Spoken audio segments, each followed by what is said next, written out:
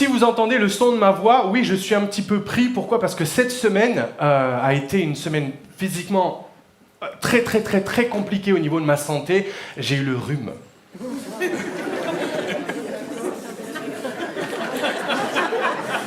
C'était horrible. J'ai cru que j'allais y passer. J'en profite, ma femme est dans la nurserie avec les enfants. Oh, quand je pense que vous, mesdames, vous accouchez, mais alors... c'est même pas... Après, je pense, pour ma défense, je pense que c'était pas qu'un rhume, ça devait être une petite grippe. Ou quelque chose, parce que j'étais, mais alors, cloué. Et lorsque j'ai eu le pasteur Dieudonné hier au téléphone, qui m'a dit « Comment ça va, André ? On a différents groupes sur WhatsApp, la louange et tout. » J'étais trouvé un petit peu discret, j'ai été cloué au lit, j'ai eu une grippe, c'était vraiment compliqué. Donc c'est pour ça que je suis encore un peu pris, mais je vais y arriver. Amen. Un rhume, oh là là.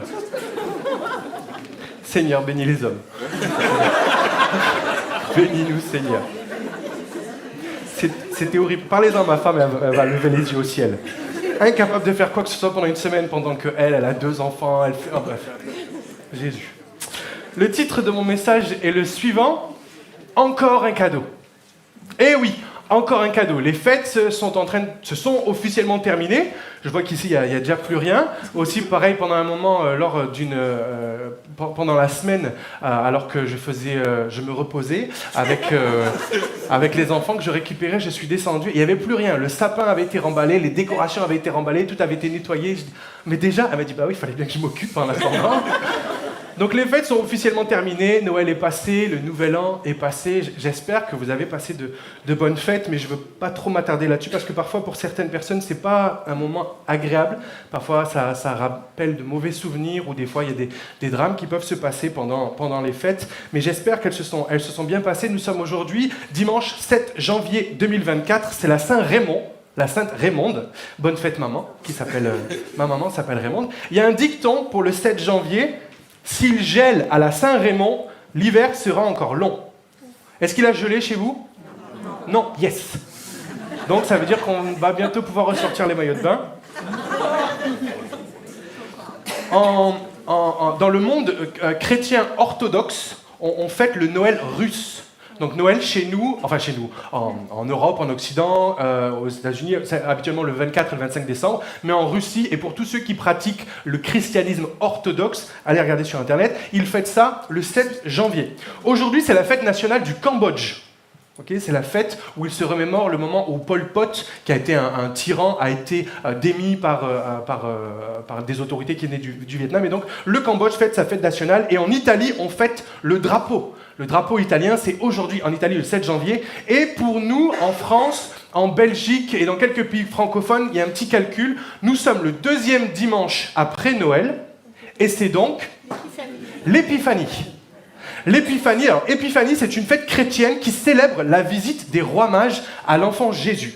Épiphanie vient du grec épiphaneia, qui lui-même est emprunté au latin epiphania, qui signifie manifestation ou apparition.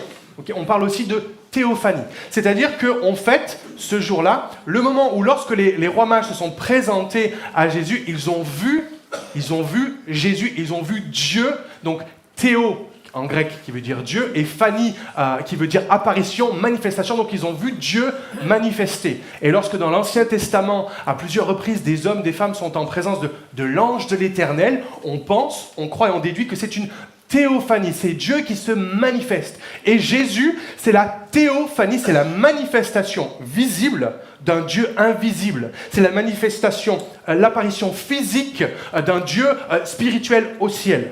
C'est une fête qui est basée, plus ou moins calquée sur une ou plusieurs fêtes romaines, fêtes de l'Antiquité. On parle de la fête de la lumière au temps romain. C'est une fête païenne. Et donc là, vous êtes en train de vous dire, mais le pasteur, il est en train de nous enseigner, de nous demander de fêter une fête païenne.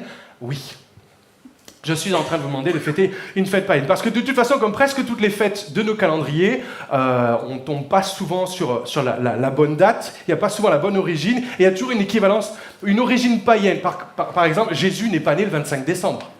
Vous saviez ça, ok, puisque la Bible nous dit que les bergers étaient avec leurs troupeaux dans les prés. Lorsqu'il fait froid, les bergers ne sont pas dehors. D'accord. Donc le 25 décembre, c'est une ancienne fête païenne, qu'elle aussi, etc. Marie n'est pas montée au ciel le 15 août, ok, la fête de l'Assomption. Et pour certains d'autres, je vais aller plus loin, Marie n'est pas montée au ciel physiquement, il n'y a que Jésus qui est monté au ciel physiquement. Marie est morte comme tout un chacun. Et pour ce qui concerne la Saint-Valentin, eh ben, on n'en sait rien. On ne sait même pas qui est Valentin. C'est juste que il y a plein d'histoires possibles. Il y a 3 Valentins, on ne sait pas. Mais le 14 février, la Saint-Valentin, on fête les amoureux, on fête les cœurs, faites ce que vous voulez.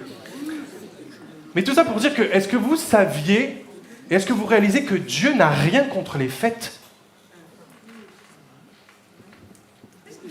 Amen.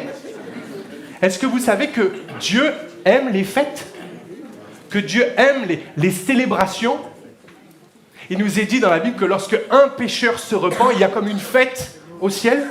Dans la parabole du fils prodigue, lorsque le fils qui s'était éloigné, qui avait déshonoré son père, se repent et revient vers son père, qu'est-ce qu'il fait? Il fait une fête. Il tue le veau gras, il lui met des beaux vêtements, il lui met des sandales, il lui met une bague au doigt et il dit « Réjouissons-nous, faisons la fête ».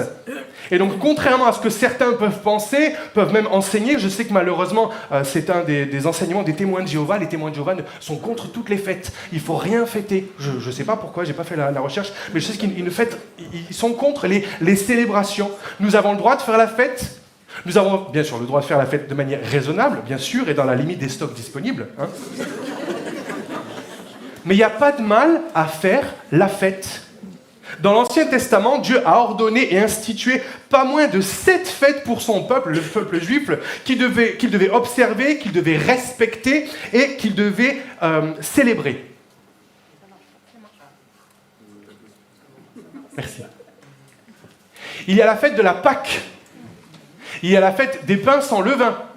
Il y a la fête des prémices, c'est-à-dire lorsque le peuple juif était en train de faire sa récolte, les premières pousses, les premières récoltes étaient dédicacées à Dieu lors d'une fête. Il y avait la fête de Shavuot, qu'on appelle la fête des semaines. Il y avait la fête des trompettes. Il y avait la fête des expiations qu'on connaît comme Yom Kippour chez les Juifs. Il y avait la fête de Sukkot, c'est-à-dire la fête des cabanes ou des tabernacles, où pendant, je ne veux pas me tromper, mais je crois pendant une semaine, les Juifs sortaient de leur maison en dur, ils montaient des tentes, des tabernacles dans leur jardin, et je crois que ça se fait toujours, et ils vont tous camper pendant une semaine avec toute la famille pour se rappeler que le peuple juif a été en exil, a été en exode pendant des années et des années, et ça se fait encore de nos jours. Et il y a même une dernière fête qui n'a pas été instaurée par Dieu directement, mais qu'on voit dans la Bible à travers la vie de Esther, encore une femme, je ferme la parenthèse, une femme qui, par l'action de Dieu, a sauvé le peuple juif, et lorsqu'elle a réussi, ou du moins lorsque Dieu a sauvé son peuple au travers d'Esther, il y a la fête de Purim qui a été instituée, donc qui est la fête où on s'envoie de la nourriture. Pour chacune de ces fêtes, on devait se rassembler, on devait se réjouir, on devait manger, je dois être juif quelque part, et on devait partager de la nourriture. Aujourd'hui, on peut donc librement célébrer la fête de l'Épiphanie afin de se remémorer la visite des rois mages à l'enfant Jésus. C'est bon, je vous ai déculpabilisé? D'ailleurs, on la célèbre habituellement, l'Épiphanie, on la fête avec quoi? Avec du charbon? Non, avec une galette des rois. 94% des Français mangent au moins une galette pendant le mois de janvier. Et 2/3 des Français en mangent au moins 2. Moi, je ne vous dirai pas combien j'en mange, ça ne se regarde pas. On peut noter d'ailleurs que dans toute la France, il y a une seule galette qui est officiellement sans fèves. C'est la galette qui est offerte à l'Élysée.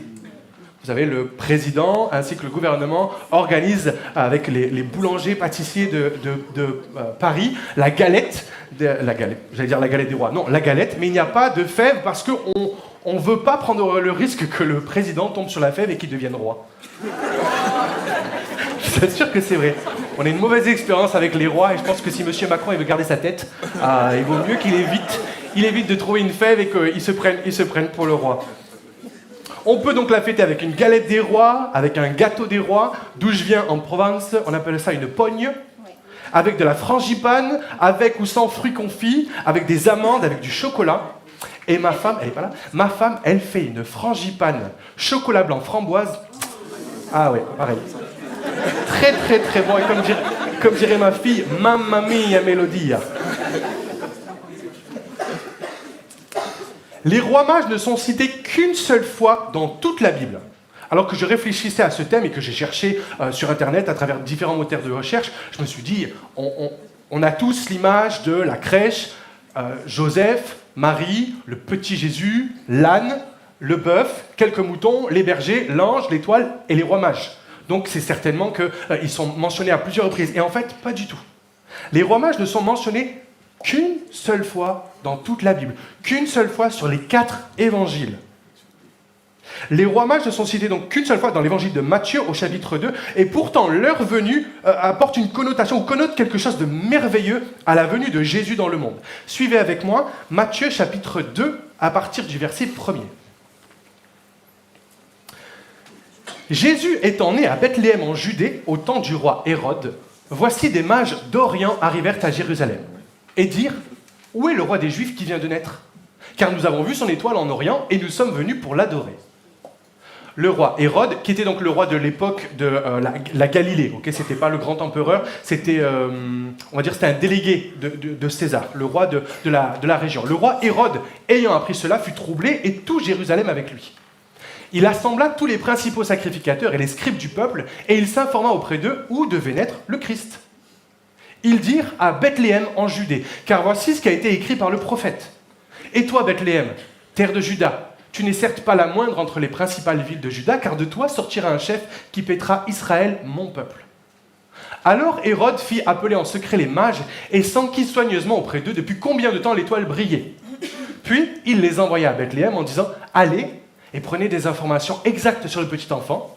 Quand vous l'aurez trouvé, faites-le moi savoir afin que j'aille aussi moi-même l'adorer. » Après avoir entendu le roi, ils partirent. Et voici l'étoile qu'ils avaient vue en Orient marcher devant eux jusqu'à ce qu'étant arrivée au-dessus du lieu où était le petit enfant, elle s'arrêta. Quand ils aperçurent l'étoile, ils furent saisis d'une très grande joie. Ils entrèrent dans la maison, virent le petit enfant avec Marie, sa mère, se prosternèrent et l'adorèrent.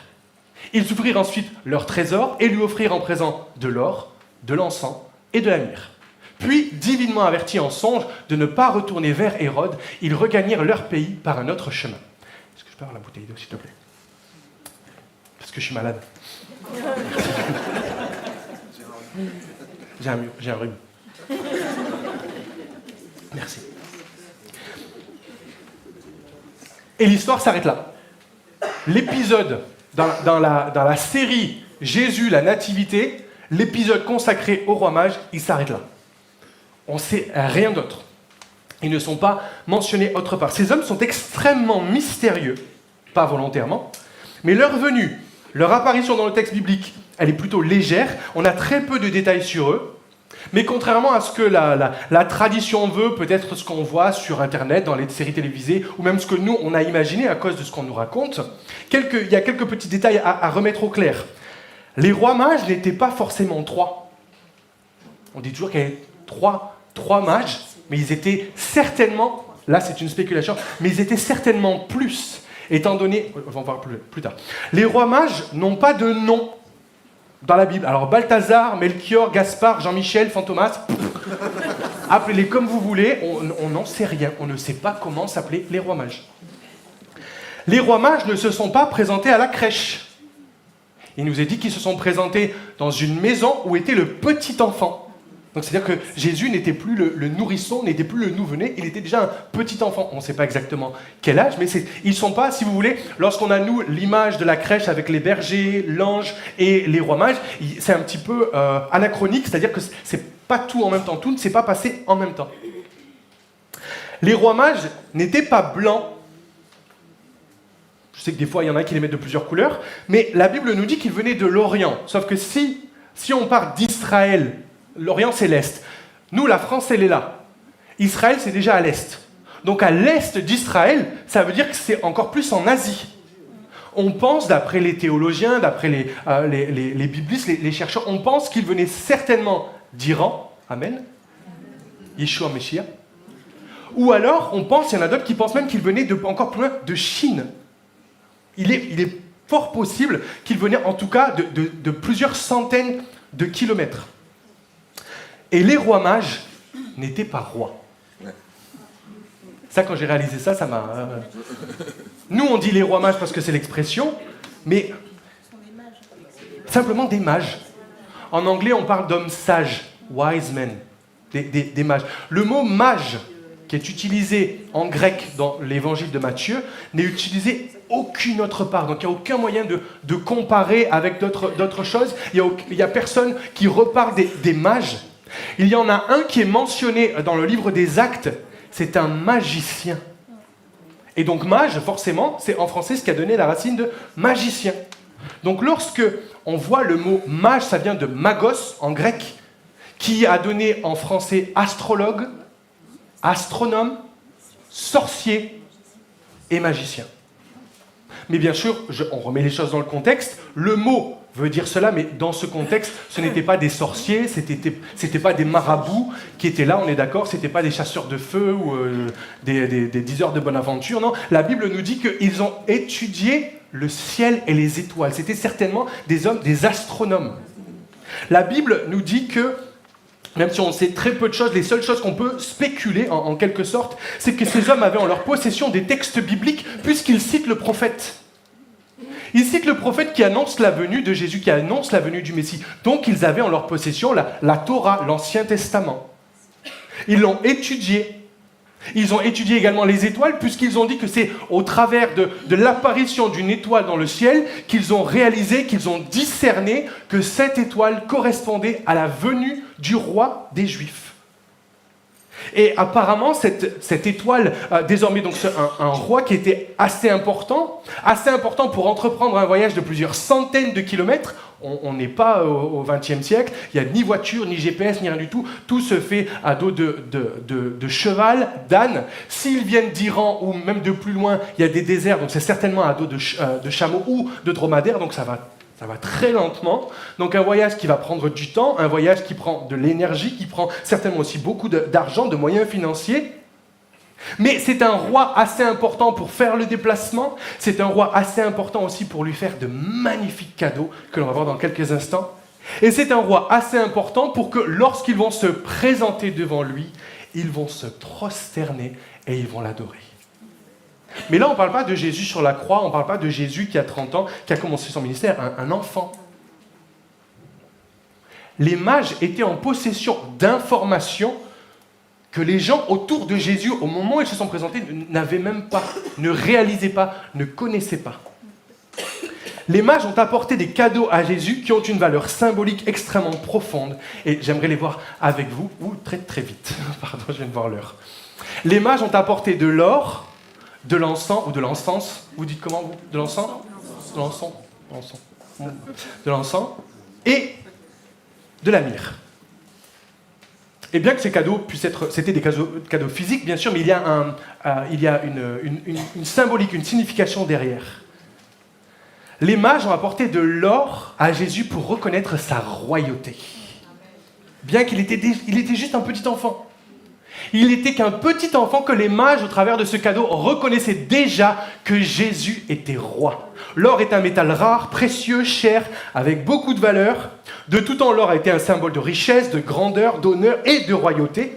On se souvient dans l'Ancien Testament, dans l'histoire des rois et des chroniques, la reine de Saba, qui est venue apporter une immense quantité d'or au roi Salomon comme cadeau, lui-même qui avait énormément d'or qu'il se faisait ramener par bateau d'Ophir. Le palais des rois, les couronnes, les bijoux, les vêtements royaux, tout ce qui est précieux, tout ce qui est symbole de royauté contient de l'or, du plaqué or ou alors brodé d'or.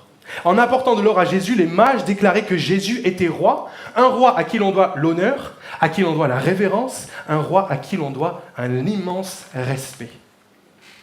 Et bien que les mages aient été originaires d'un autre pays, où certainement il y avait probablement un empereur, un roi aussi, ils n'ont pas hésité à venir et à payer leurs hommages, à rendre hommage à Jésus et à le reconnaître lui, à l'annoncer lui, aussi petit et aussi enfant soit-il, comme roi.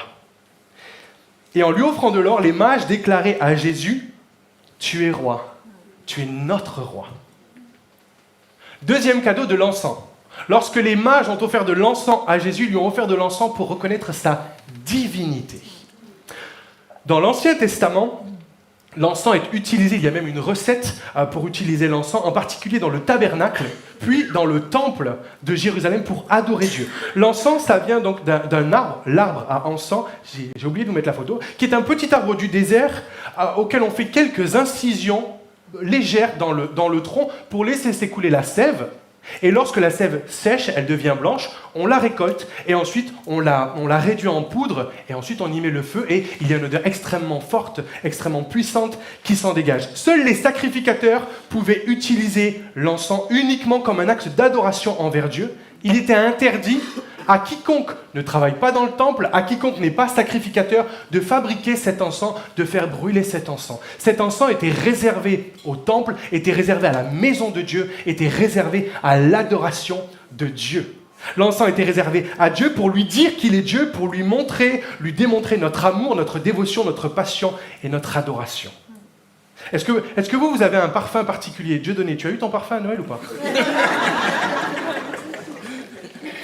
Lorsque j'étais à l'école biblique, il y avait une amie qui s'appelle Aranza, qui est originaire du Pérou. Elle nous racontait cette anecdote. Quand elle était petite, elle était à l'école un jour, et il y avait, je ne sais pas si c'était une réunion parents-prof, il y avait un événement auquel sa mère devait assister le soir. Mais dans l'après-midi, je crois qu'elle est allée aux toilettes. Bref, elle s'est déplacée dans l'école, et elle a senti le parfum de sa mère. Et elle a su instantanément, elle a dit, je sais que ma mère est ici, je le sais parce que j'ai reconnu son parfum. Et effectivement, sa mère avait été un petit peu en avance au rendez-vous et elle avait reconnu son parfum. Lorsque j'étais un peu plus jeune, il y avait un parfum que j'aimais beaucoup et que je mettais beaucoup également. Et alors que j'étais en vacances chez ma sœur et mon beau-frère, ma sœur m'a gentiment demandé par pitié d'arrêter d'en mettre parce que c'était exactement le même parfum que son patron. Et elle aimait bien son patron, mais son patron, il en mettait énormément et elle ne supportait plus cette odeur. Et donc lorsque moi je mettais ce parfum en disant « Ah, c'est cool, c'est mon parfum », elle avait l'impression que son patron était à la maison. Donc elle m'a dit « S'il te plaît, est-ce que tu peux arrêter de le mettre pendant quelques temps ?» Mon épouse a également un parfum bien particulier, le Si de je ne sais plus qui, mais Giorgio Armani, mais il ne se fait plus, malheureusement. Ouais. Dans la Bible, l'encens, c'est l'odeur de Dieu. C'est l'odeur qui caractérise Dieu. C'est l'odeur de ceux qui aiment Dieu. C'est l'odeur que l'on a lorsqu'on veut plaire à Dieu, lorsqu'on veut offrir quelque chose à Dieu. Et en lui offrant de l'encens, les mages déclaraient à Jésus, « Tu es Dieu, tu es notre Dieu. » Et enfin, le dernier cadeau, la myrrhe. Ils ont offert de la myrrhe pour reconnaître Jésus dans son humanité. De l'or pour sa royauté, de l'encens pour sa divinité et de la myrrhe pour son humanité. La myrrhe provient aussi d'un arbre, c'est une gomme, une résine. Vous savez, des fois, quand j'étais petit, je me baladais dans les arbres, je montais aux arbres, il y avait toujours de la sève qui venait se coller à moi, au grand bonheur de ma maman.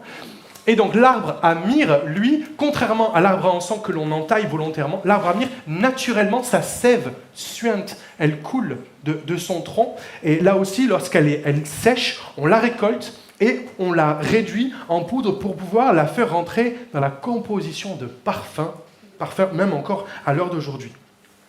La myrrhe était utilisée par les Juifs en particulier pour préparer une huile parfumée, une huile d'onction, mais qui avait une utilisation là aussi particulière. On s'en servait pour embaumer les corps, pour oindre les défunts. Vous savez que de nos jours, lorsque quelqu'un décède, on fait appel à un thanatopracteur ou une thanatopractrice qui va venir injecter du formol et ce genre de produit pour éviter que le corps ne se décompose trop vite et pour éviter qu'il y ait une mauvaise odeur, malheureusement, qui se dégage d'un corps lorsque quelqu'un est décédé. À l'époque, il n'y avait pas de seringue, il n'y avait pas de formol, mais on utilisait des épices, on utilisait des aromates et on utilisait beaucoup la myrrhe pour embaumer les corps. Donc, dans la culture juive, la myrrhe servait de signe olfactif annonciateur de quelqu'un qui était décédé. Lorsque quelqu'un mourait, on appliquait sur son corps donc des baumes, des onguents, des huiles parfumées pour masquer donc cette odeur désagréable. Et c'est pour ça que lorsque Jésus se présente devant Marthe et Marie à la mort de Lazare et que Jésus dit « ôtez la pierre » du tombeau de Lazare, Marthe lui dit « Attends, mais Jésus, non, fais pas ça. Ça fait 4 jours qu'il est mort, Lazare, il sent déjà. » En gros, il pue. il sent mauvais, ça fait 4 jours qu'il est mort. En plus, en Israël, à l'époque, la décomposition avait lieu depuis beaucoup plus rapidement qu'ici. Donc, il sent mauvais. C'est pour ça qu'on utilisait toutes ces huiles parfumées, toutes ces huiles d'onction pour badigeonner les corps afin qu'ils sentent bon malgré la mort. Et lorsque Jésus lui-même est mort, il nous est dit que Nicodème a préparé une grande quantité d'épices, d'aromates et de myrrhe pour pouvoir embaumer le corps de Jésus. Lorsque Jésus est mort, on l'a embaumé et on lui a appliqué cette myrrhe que les mages lui avaient offert 33 ans ou 32 ans auparavant, lorsque c'était un petit enfant. Certainement sans le savoir, ou peut-être en le sachant, je ne sais pas, les mages, lorsqu'ils se sont présentés à Jésus et qu'ils ont offert cette myrrhe, ils étaient déjà en train d'annoncer que Jésus allait mourir pour donner sa vie pour eux, pour moi et pour toi. Et d'ailleurs, avant de mourir sur la croix, lorsque Jésus était sur la croix, qu'il a dit « j'ai soif », un soldat nous a dit, s'est saisi d'une éponge qu'il a trempée dans du vin mêlé à de la myrrhe. Ça servait aussi d'anesthésiant pour pouvoir lui présenter, et Jésus l'a refusé. Cet aromate qui a été offert à Jésus comme petit enfant était déjà un signe qu'un jour il allait mourir, mais mourir pas n'importe comment, mourir en donnant sa vie volontairement comme sacrifice ultime pour le péché des hommes. En lui offrant de la myrrhe, les mages déclaraient à Jésus « Tu es le sauveur, tu es notre sauveur ». Est-ce que les musiciens et l'équipe de louange veulent bien se mettre en place, s'il vous plaît? Et le titre donc, de mon message est « Encore un cadeau ». Je ne sais pas si tu as offert tous tes cadeaux, si tu as eu le temps, l'opportunité de donner de main à main tout ce que tu avais préparé, mais laisse-moi te dire qu'aujourd'hui, tu as encore la possibilité d'offrir un cadeau. Et d'offrir un cadeau pas à n'importe qui, mais d'offrir un cadeau à Jésus. Toi aussi, tu peux être ce matin comme un mage ou une mage qui va offrir un cadeau à Jésus. Mais peut-être tu te dis, attends, c'est gentil, mais de l'or, j'en ai pas. De l'encens, j'aime pas trop l'odeur. Et de la myrrhe, je sais même pas où est-ce que ça se trouve. Bien évidemment, je parle symboliquement. Offrir son or à Jésus, ça veut dire lui offrir nos talents. Tu peux offrir tes talents à Jésus. Que tu en aies 10 000 ou que tu n'en aies qu'un seul, plusieurs paraboles nous en parlent, offre tes talents à Dieu. Est-ce que tu sais chanter? Est-ce que tu sais faire des gâteaux? Est-ce que tu sais simplement être accueillant? Tu as assurément au moins un talent que Dieu t'a donné, que Dieu a mis en toi. Et que je t'encourage ce matin à lui offrir, à lui, pour que lui s'en serve. Amen. Et on offre nos talents, notre or à Dieu parce qu'on le reconnaît comme notre roi. Amen. Offre à Jésus ton encens, offre-lui tes plans. Et ça, c'est particulier, c'est pas forcément facile. Offrir nos plans à Jésus, offrir nos pensées à Jésus, de dire, ok Seigneur, il y a ce que moi je pense, que moi je voudrais, mais qu'est-ce que toi tu voudrais, Seigneur? Et ça coûte. Et on offre à Jésus notre encens, on lui offre nos plans pour reconnaître qu'il est Dieu. C'est lui qui sait ce qui est bon pour nous, c'est lui qui sait ce qui est mieux pour nous. Et enfin, ce matin, je t'invite à offrir à Jésus ta myrrhe, ton éternité, si ce n'est pas déjà fait. Notre vie sur terre est passagère. Elle va s'arrêter un jour ou un autre. Mais notre vie spirituelle, ou du moins notre vie éternelle, va commencer ou va prendre le relais. Et la question, c'est où est-ce que tu vas la passer? La Bible nous dit qu'il n'y a que 2 endroits. Ni le nirvana, ni le purgatoire, ni l'opportunité de revenir pour une 2e, une 3e ou une 4e vie. 2 lieux possibles. L'enfer, loin de Dieu, ou le paradis, près de Dieu. Et ce matin, je veux te demander, offre à Dieu ton éternité, parce qu'il est ton sauveur.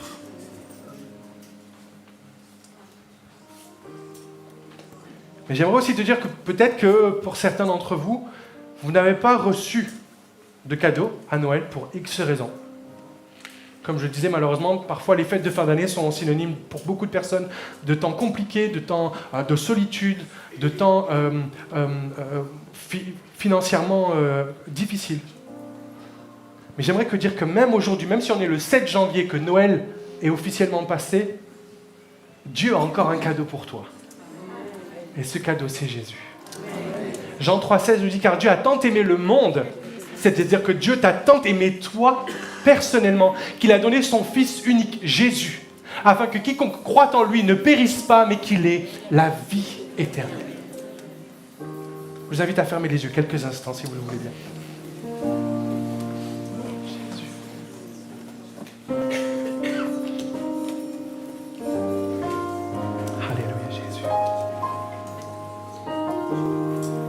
Et alors que nous allons passer quelques instants, quelques minutes dans la louange,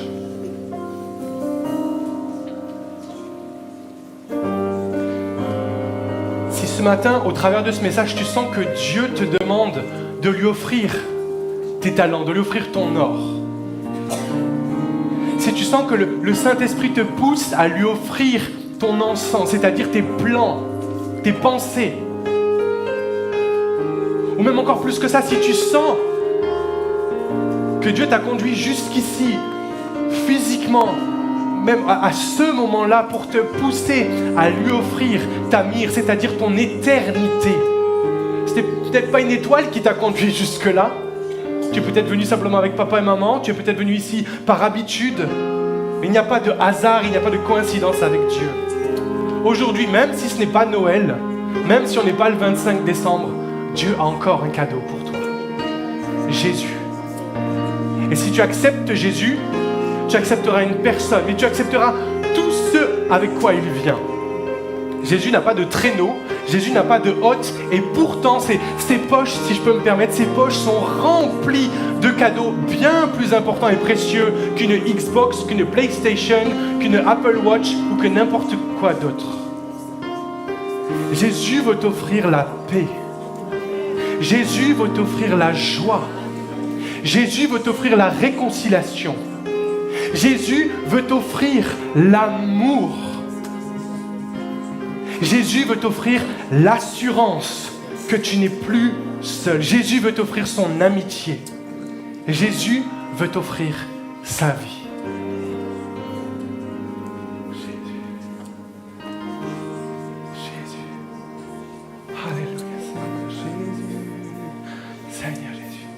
Si ce matin tu veux offrir quelque chose à Jésus, je veux nous inviter tous, s'il vous plaît, à vous lever à votre place. Amen. Et si tu sens que ce message est particulièrement pour toi, je vais te demander un effort supplémentaire. Amen. Pas pour te mettre mal à l'aise, pas pour t'embêter, pas pour te gêner, mais pour aller plus loin. Jésus n'est pas resté dans son ciel, Jésus est descendu sur terre. Et je vais te demander à toi de venir sur le devant.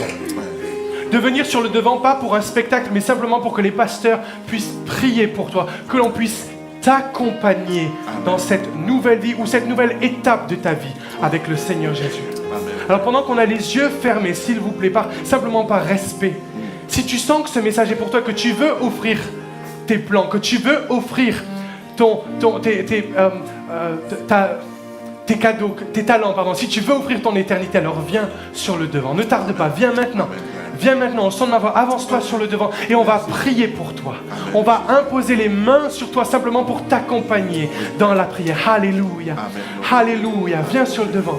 Viens sur le devant et commence à dire à Seigneur Jésus, voici ce que je te donne. Ce n'est pas grand-chose, mais je te le donne de tout mon cœur. Alléluia. Nous te disons merci Seigneur pour ce que tu sois glorifié et béni dans le nom de Jésus. Amen. Amen. Amen.